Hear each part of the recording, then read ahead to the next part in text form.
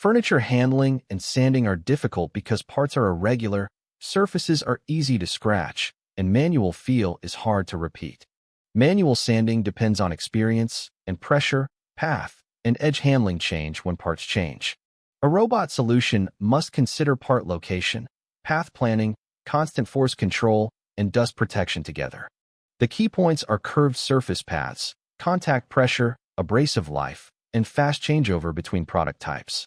The footage shows the robot moving along a wooden surface, highlighting the value of path and contact control.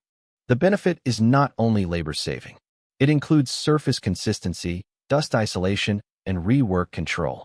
Wood chairs, cabinet doors, shaped panels, and metal furniture parts can be broken down with the same approach. EVST first evaluates surface material, contour variation, allowable scratches, and dust environment before defining the process package.